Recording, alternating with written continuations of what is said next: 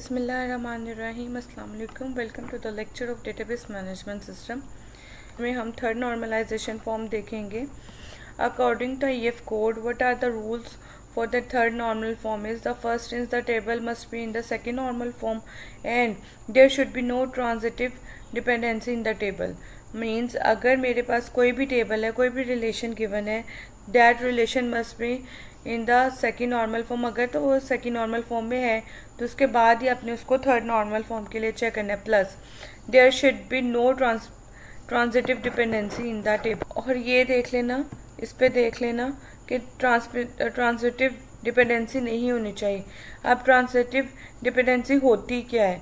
Is like अगर आपके पास कोई भी टेबल में नॉन प्राइम एट्रीब्यूट है. नॉन प्राइम एट्रीब्यूट हमने डिस्कस कर लिया है कई बार, जो कैंडिडेट की को बनाने में पार्टिसिपेट नहीं करते, को मतलब कोई भी नॉन प्राइम एट्रीब्यूट उसको डिटरमाइन कर रहा है, तो या तो वो प्राइम एट्रीब्यूट होगा या तो कैंडिडेट की होगी. नॉन प्राइम एट्रीब्यूट को कोई नॉन प्राइम एट्रीब्यूट जो है डिटरमाइन नहीं कर सकता. अगर एग्जांपल हम इस देख लेते हैं, अगर there is a table, student table है, उसमें अगर हमारे पास roll number, state and city लिखा हुआ है. अब यहाँ पे मेरी कैंडिडेट की है रोल नंबर, तो यहाँ प्राइमरी की भी बोल सकते हैं, that is a roll number. और रोल नंबर के बाद हमने यहाँ पे देखा है कैंडिडेट की is a roll number. And functional dependency is, इसमें गिवन है roll number determines state, roll number determines state and state determines city. Means अगर मुझे रोल नंबर पता है तो मैं किसी भी स्टूडेंट के स्टेट को डिटरमाइन कर सकती हूँ, और अगर मुझे स्टेट का पता है तो मैं किसी भी स्टूडेंट की सिटी को डिटरमाइन कर सकती हूँ. अगर मेरे पास यहाँ पे देखो फैसलाबाद सेम है, तो ये क्या एक ही स्टेट से बिलोंग करते हैं या अलग अलग से. तो मैं स्टेट पे गई तो मैंने यहाँ पे दोनों वैल्यूज़ को देखा पंजाब, तो यहाँ पे देखो यहाँ पे सेम जो है दोनों वैल्यूज़ जो हैं एक ही स्टेट को रिप्रेजेंट कर रही है. तो अगर मुझे यहाँ पे कन्फ्यूजन है क्या पंजाब एक ही स्टूडेंट है या उसका डाटा जो अलग अलग है, तो मैं फिर रोल नंबर से जो है इसको कम कर लूँगी कि दो अलग अलग स्टूडेंट्स हैं, दो स्टूडेंट्स जो है पंजाब और दो स्टूडेंट्स जो है फैसलाबाद से बिलोंग करें. तब यहाँ पे प्रॉब्लम क्या है?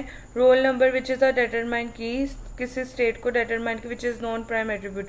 तो हो सकता है, होना ही चाहिए कि अगर आपके पास एंटी कैंडिडेट की है और वो किसी नॉन प्राइम एट्रीब्यूट को जो है डिटरमाइन कर रही है, तो दिस इज़ द मीनिंग. ठीक है, लेकिन जो कैंडिडेट की से ही डिटरमाइंड होना चाहिए. लेकिन अगर आप देखो city which is the non prime attribute, तो it is determined by again a non prime attribute which is state.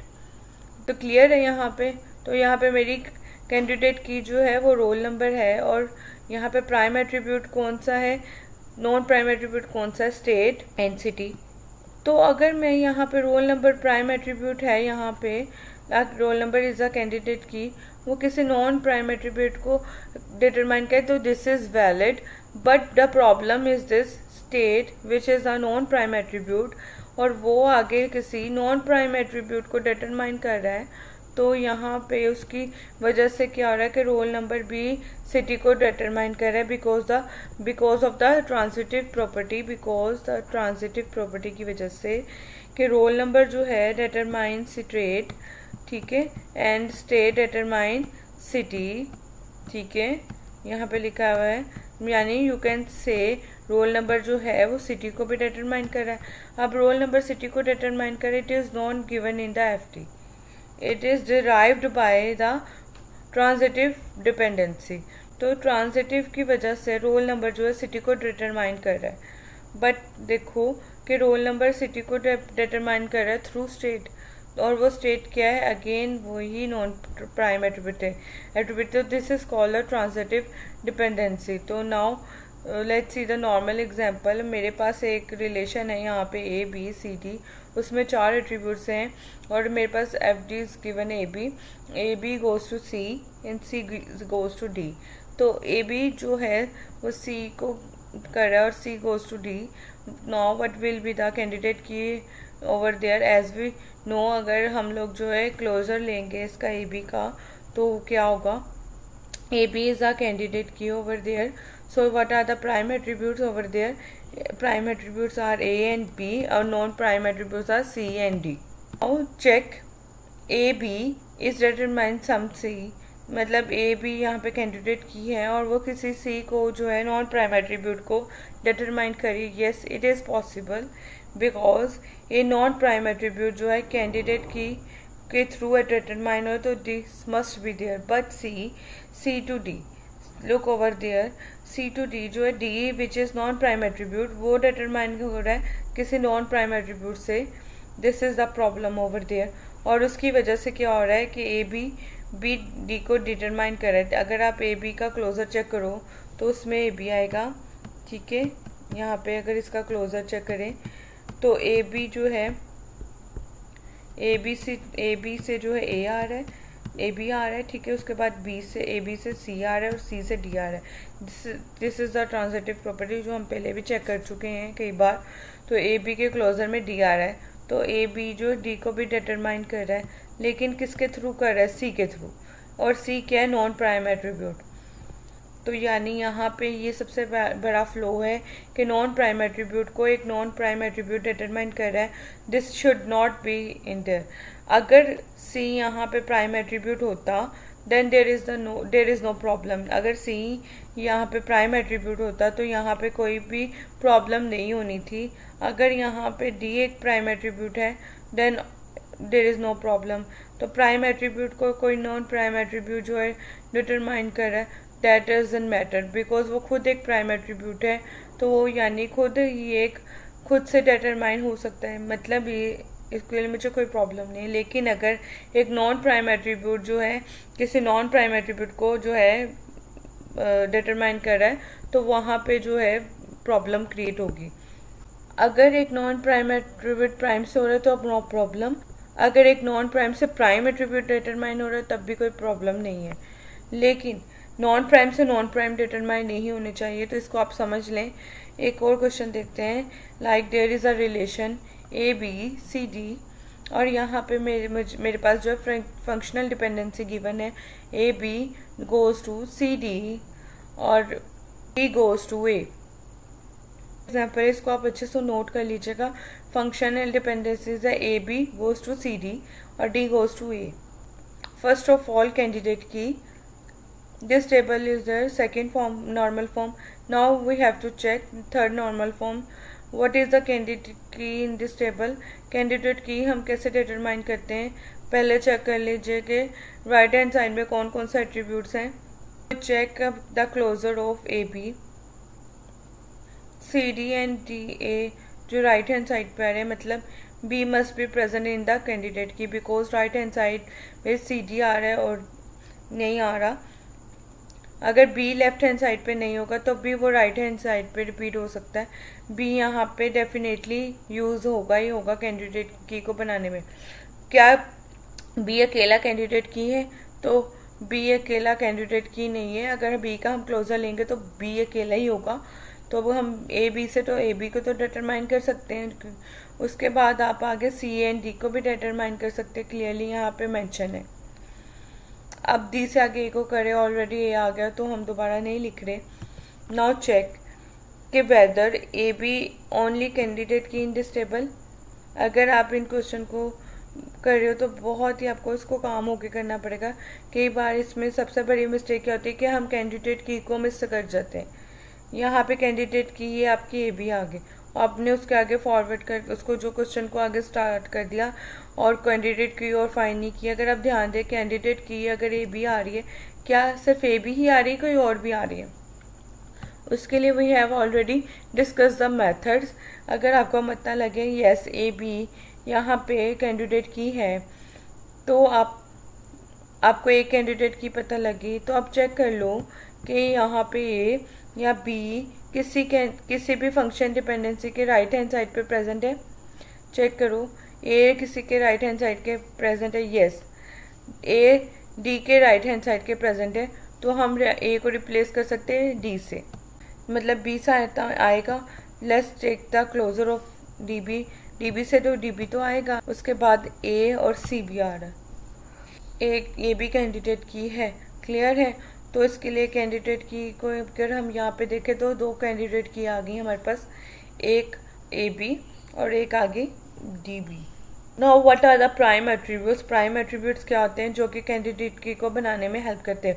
तो कौन कौन हेल्प कर रहा है, ए हेल्प कर रहा है, बी हेल्प कर रहा है और डी हेल्प कर रहा है। तो what are the non prime attributes. Non prime attributes is C only. Now check कि वेदर यहाँ पे ट्रांजिटिव डिपेंडेंसी आ रही है कि नहीं आ रही।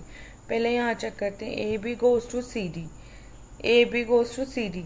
अब यहाँ पे ट्रांसमिटेड डिपेंडेंसी चेक करने के लिए there is a very simple solution.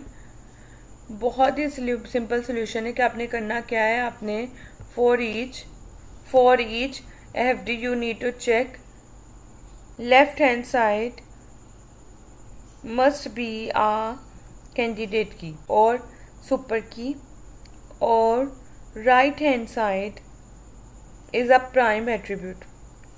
LHS must be a candidate key और right hand side is a prime attribute. तो यहाँ पे आपने देखना है, तो यहाँ पे देखो देयर इज अ और, ठीक है, वहाँ पे एंड था कंडीशन में, ठीक है, जहाँ पे हमने देखा था, यहाँ पे और आ रहा है LHS मस्ट बी सुपर। तो चेक करते हैं यहाँ पे LHS मतलब पहली एफ डी उठाई A B, whether left hand side is a candidate key, yes left hand side is a candidate. देखो यहाँ पे लेफ्ट हैंड साइड पे कैंडिडेट की और कैंडिडेट की किसी भी नॉन प्राइम एट्रीब्यूट को डिटरमाइन कर सकती है, तो ये yes it is a valid F D. तो अब लेफ्ट हैंड साइड पे देख लो, लेफ्ट हैंड साइड के ब्लैक कैंडिडेट की है यहाँ पे, नो। तो लेफ्ट हैंड साइड जो है कैंडिडेट की है, नहीं, लेफ्ट हैंड साइड इस केस में कैंडिडेट की नहीं है। तो क्या ये चेक कर लो कि जो राइट हैंड साइड है वो प्राइम एट्रीब्यूट है। तो यहाँ पे हमारे पास और है, तो right hand side is a prime attribute, yes right hand side is a prime attribute. तो ए इज अ प्राइम एट्रीब्यूट।